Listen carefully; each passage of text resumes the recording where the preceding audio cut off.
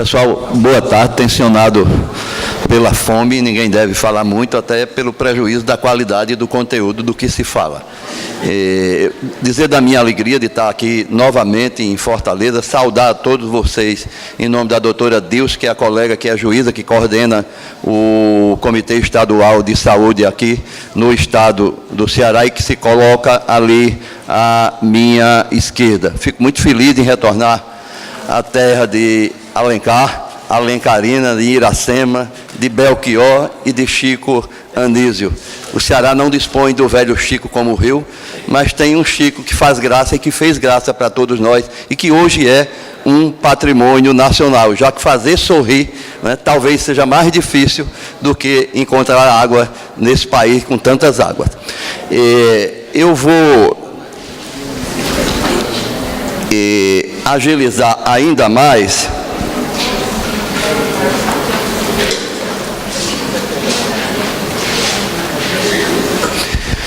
para que a gente possa concluir, já que o doutor Tadicho, eu tive a honra de conhecer hoje, também a professora Ana Cláudia, mas já tinha referência de ambos muito positiva, falar por último também dá o conforto de falar menos, porque já foi dito muita coisa e eu não vou repetir, até pela situação que nos encontramos. Em 2009, o Supremo Tribunal Federal convocou a audiência pública número 4. O que ocorria naquela época? Nos anos 90, as pessoas portadoras de AIDS procuraram o judiciário porque ainda não se tinha nenhum sistema de convivência com a doença, nem muito menos de cura.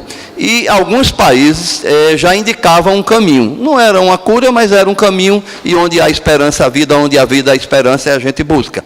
Então, o Supremo reuniu vários profissionais com expertise em saúde, que vai desde o profissional de saúde, qualquer deles, não é só o médico, que hoje se comemora o seu dia, mas todos os outros, enfermeiros, farmacêuticos, gestores, pessoas que lidam com doenças raras, todo esse complexo de profissionais, para que discutisse com o judiciário na maior corte do país e convocou a audiência número 4, foi aí que eu começo a ser crucificado e a carregar a minha cruz.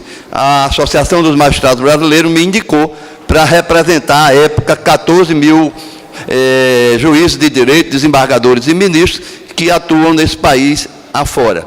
Ali representei juntamente com um desembargador do Rio Grande do Sul, Igor Savet, que tem várias obras em matéria de direitos fundamentais, não vou mais me referir a direitos fundamentais, porque o conselheiro já o fez. E naquela audiência, com a relatoria do ministro Gilmar Mendes, se pacificou que o Poder Judiciário tinha autoridade para controlar políticas públicas. Eu, enquanto juiz, tenho o poder de controlar algumas atitudes de gestores e médicos. Aparentemente significa empoderamento, mas na prática é, como disse o conselheiro, um dos maiores abacaxi que o judiciário trouxe para si no cumprimento da Constituição. Então, qual a conclusão dessa audiência pública? A primeira, que já está dita aí no quadro, que é tudo isso que a gente está aqui falando. A segunda é a definição de diversas iniciativas, inclusive da própria Conitec, que passou a partir daí, tem muito mais força dinâmica social. E o primeiro comando constitucional de referência à magistratura de todos os graus. Não é? Nós temos,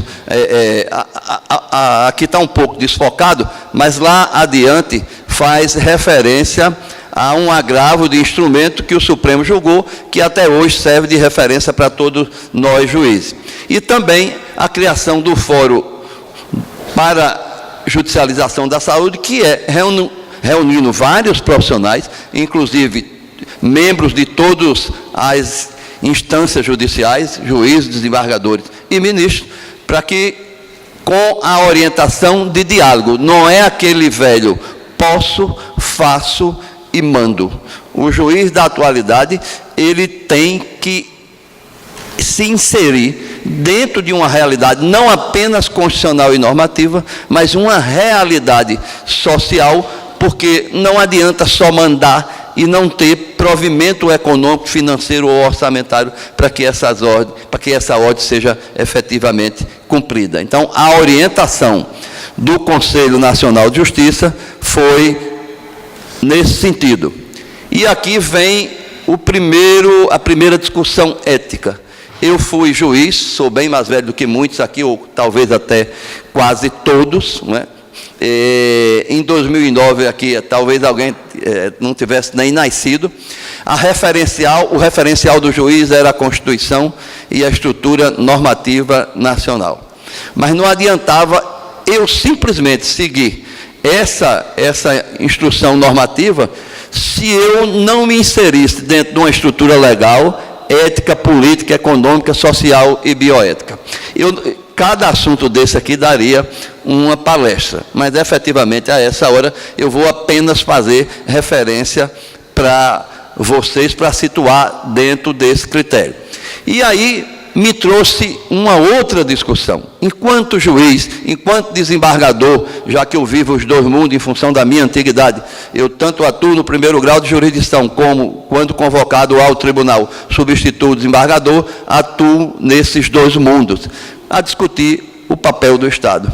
Eu posso dar vazão a apenas um pedido para uma pessoa, aí vem a integralidade sistêmica, quando todos os outros não têm direito, é o primeiro sacrifício ou dilema ético que todo juiz passa. E é preciso ter coragem para enfrentar essas situações. Eu posso dar a um cearense, ou a um paraibano, ou a um baiano, um tratamento na Suíça, quando aqui falta a luva para o médico trabalhar, ou uma agulha para um enfermeiro aplicar uma injeção. Primeiro dilema de caráter até mesmo ético, sociológico e também filosófico, que eu não vou falar aqui, senão vocês vão me dar as costas e ir embora para o almoço, já que eu estou sacrificando o lanche. A distribuição de recursos, que é essa referência que eu já mencionei, a relação de direitos individuais e coletivos, que o professor já falou com muita propriedade, que eu gostaria muito de me aprofundar, mas a situação aqui hoje não permite o tensionamento da fome, já agrava o meu raciocínio, e aqui não é um agravo de instrumento, é um agravo de saúde, porque a fome provoca fraqueza e obtusidade momentânea. A relação do médico-paciente. Eu estou fazendo vocês sorrir, a exemplo de Chico Anísio, para enganar a fome sua e minha. O banco de dados, o conselheiro já falou, o profissional médico, e eu fico muito à vontade que eu sou neto de médico, tenho vários médicos da minha família, e o profissional juiz ainda são dois profissionais que muitas vezes têm dificuldade de diálogo. Não é por maldade humana, não, é pelo tensionamento do dia a dia. Não é? E o Conselho Nacional de Justiça disse, é preciso dialogar, sobretudo com 14 mil magistrados de primeiro grau, o chamado juiz. Mas é preciso dialogar também com os profissionais de saúde. E o que é o primeiro passo que a gente criou para dialogar com o juiz sem interferir na independência judicial que tem todo juiz. Eu não posso interferir na autonomia da doutora Dilce. O conselheiro, embora controle as minhas atividades administrativas, ele não pode interferir na minha jurisdição, seja de primeiro ou de segundo grau. Então, criou-se um banco de dados com base em medicina baseada em evidência. Aqui está dando um... Passa aí, por favor. Eu acho que está desfocado aqui. A fome também tensionou a máquina. Como já foi falado, eu queria colocar um livro de medicina baseada em evidência, só para entrar também no próximo. Passa o próximo quadro. A medicina baseada em evidência foi o caminho encontrado pelo Conselho Nacional de Justiça para que a gente pudesse dialogar com o médico. O médico é aquele profissional que tem também uma liberdade prescricional. O juiz também tem a liberdade de julgar. Mas essa liberdade do juiz, essa independência do ato judicial e essa independência do ato médico só tem por referência a crença em Deus para quem acredita? Por óbvio que não. A autoridade do juiz, ela surge da Constituição e do aparelho normativo. A autoridade e a autonomia do profissional médico surge de um sistema normativo desse país. Não é só o médico prescrever que para dor de cabeça possa comer 2 gramas de capim. Porque o capim pode resolver alguns problemas como o chá. Mas até hoje não está nada provado que resolva problema de dor de cabeça.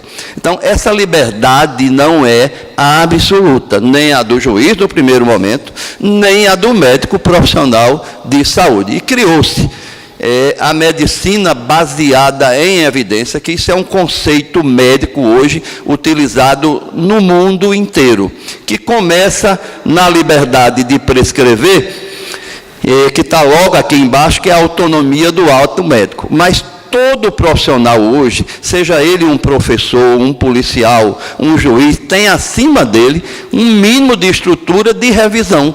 E aqui, a medicina baseada em evidência cria conceitos médicos pacificados nos vários países civilizados do mundo, para que se possa dizer com certeza que para o tratamento de câncer de mama, a melhor química é essa ou aquela. Eu me refiro à mama, não discriminando os homens, mas prestigiando o Outubro Rosa.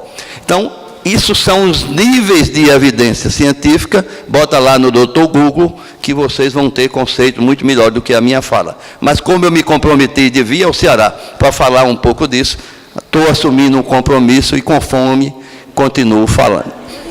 Qual a primeira dificuldade que a gente encontrou? Dialogar com o juiz. Qual a segunda dificuldade? Dialogar com os médicos. Qual o caminho? É o embate das forças? É o embate da autoridade? Não. É o caminho do diálogo. Para os médicos, a medicina baseada em evidência. Para o juiz, o CNJ, em boa hora, disse: olha, juiz, você é juiz do 21, não é mais, eu fui todo formado no 20. A Constituição que eu aprendi não é a que eu executo. O código era de menor, hoje é da infância e juventude. Consumidor não existia. Hoje eu trabalho com todo esse aparato normativo. Não fiquei para trás. Os cabelos envelheceram, caíram, mas eu continuei me atualizando.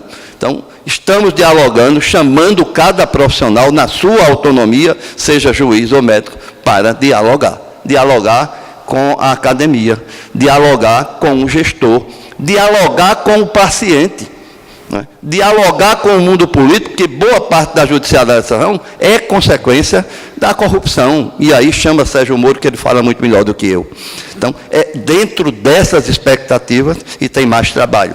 Entendeu? Então, é dentro dessa expectativa que a gente quer estabelecer uma relação dialógica permanente, mostrando ao cidadão, a quem eu, juiz, devo prestar conta das minhas atitudes, porque eu não sou juiz do absoluto, eu não sou juiz da apenas fé religiosa, eu sou um juiz de uma sociedade moderna, em transformação, em um mundo absolutamente fragmentado e insatisfeito.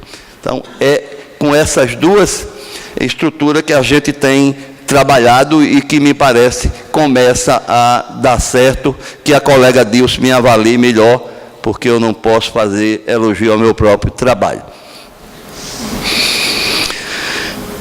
A questão da medicina baseada em evidência, que está negritado e sublinhado, para que vocês possam perceber, certo? E depois falar o que o professor também já aqui mencionou com muita sabedoria, que são as interferências mercadológicas. Isso, infelizmente, faz parte da má judicialização, da judicialização que desestrutura.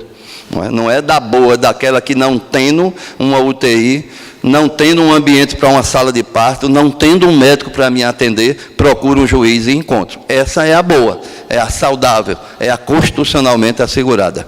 A outra, de influência mercadológica, vai ter sempre, gente, um remédio novo, um tratamento novo, que se diz melhor, e que muitas vezes não é o melhor, e o exemplo da fósforo é o maior exemplo disso, né? Que até o parlamento errou, o Supremo Tribunal Federal cometeu o equívoco, né? Infelizmente um dos seus ministros, recém-chegado àquela corte, entendeu de maneira diferente a própria jurisprudência do tribunal. Depois, com a inteligência que rege aquele ministro, inclusive que hoje se encontra aqui com vocês no Ceará, num evento aqui numa universidade, ele voltou atrás, né? O Supremo se redimiu, o parlamento se redimiu, a classe médica percebeu que aquilo não resolveria nada, e hoje eu posso afirmar com vocês que a fósforo não cura, não atenua e não resolve. Foi um sonho de verão, uma invenção de mídia social, que como uma onda abrange todo o país. Mas como toda onda que vai, e vocês são de beira-mar, sabe que a onda também volta, não é? Se ela vem e ela volta, e é muito bom esse efeito onda, para que a gente possa aprender. Qual o âmbito de cognição do juiz? É absoluto, por óbvio que não, que a minha colega Dilce não fique com raiva de mim, nem diga que eu vim à Fortaleza para interferir no ato judicial. A limitação constitucional, a obrigação, e cada vez mais, de que o juiz se insira dentro de uma realidade social, que aplique os direitos fundamentais na hora do direito fundamental, que dê vazão às ações de saúde, quando aquele cidadão, um homem, mulher, outros e outras mais precisam, mas que não se deixe influenciar por regras de mercado, porque regras de mercado nem sempre é solução para tratamento de quem quer que seja. Fiz a crítica ao juiz, à minha própria pessoa, vou passar a prescrição médica, que o professor que me antecedeu também já falou com maestria. Tem poder absoluto a prescrição médica, o médico pode tudo. Vocês sabem uma das razões empíricas porque médico, juiz e delegado é chamado de doutor, não é científica, é razão empírica, porque quem procura um médico, um delegado ou um juiz, está em situação de horizontalidade, está fragilizado ou organicamente, ou fisicamente, ou até mesmo, no caso dos delegados e juízes, normalmente, até mesmo moralmente. Então, fragilizado, eu chamo de Deus e doutor, aquele que se apresenta para mim, não é, como uma solução. E fragilizado, eu acredito que fósforo resolve o tratamento de câncer, porque quem tem câncer quer cura, quer salvação. E eu entendo, não vai a nenhuma crítica da quem um dia utilizou-se da fósforo, mas é uma realidade empírica que eu não posso fugir a ela. Então, por que é que o médico não tem poder absoluto? Porque o Código de Ética Médica, aqui está um pouco desfocado, e não está surgindo a palavra, que a autonomia dele se baseia pela estrutura normativa. Então, esse poder, nem do médico, nem do juiz, é absoluto, porque a estrutura da gente é de acreditação da base normativa, que começa na Constituição e termina até mesmo numa resolução do Conselho Federal de Medicina. Eu quero concluir agradecendo a paciência de vocês em me ouvir a essa hora. Me perdoe a pressa, porque além da fome eu sou Coelho, é Marcos Coelho de Sales, e Coelho tudo que faz é com muita pressa, inclusive falar também, certo? Nós estamos num mundo muito fragmentado, né? Ninguém acredita mais em nada, nem em ninguém. No Brasil se judicializou tudo, judicializou a medicina, judicializou a política, judicializou os afetos, judicializou o futebol, e eu temo que nos próximos dias o Brasil se torne uma delegacia de polícia, porque é tanta gente preso que eu tenho receio de que a gente caminhe para esse fim da divergência. Então, eu vou chamar a Nietzsche, que aqui que tem muito mais inteligência do que eu, e que todos que aqui falaram, sobre a ideia de fragmentação. Vamos sair dessa fragmentação, vamos nos recompor, reunir fragmentos, para que esses mais jovens que eu estou aqui, ou essas mais jovens, tenham uma enorme responsabilidade perante esse grande país. E vamos sair desse barulho político, que efetivamente no dia 28, certamente a gente vai encontrar lá um mínimo de paz, para que esse país seja melhor governado e que o Brasil não se torne uma delegacia de polícia, nem se entregue tudo a um juiz, porque o juiz, como dito, é humano, é limitado, embora tenha uma enorme responsabilidade. Quero agradecer a minha estagiária, porque sem equipe o juiz não é nada, sem equipe profissional nenhum é nada.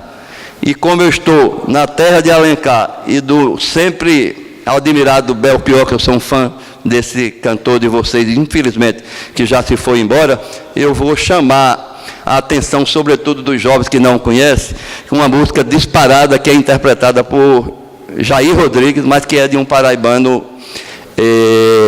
Geraldo Azevedo. Os que têm a minha idade conhecem muito bem Geraldo Azevedo, aquela música que ele canta como um hino à rebeldia, que eu não vou cantar aqui para não dizer que eu estou fazendo política.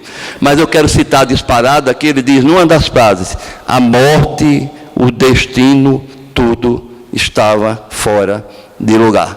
Mas ele continua na sua música, procura no Google, vê que é uma poética muito bonita. E concluindo a minha fala agora mesmo, eu quero chamar a voz que eu não tenho, mas de um paraibano que se chama José Ramalho, que todo aqui conhece, e que numa das músicas dele, Chão de Giz, diz com muita clareza: no mais, estou indo embora. Obrigado, paz e luz para todos vocês.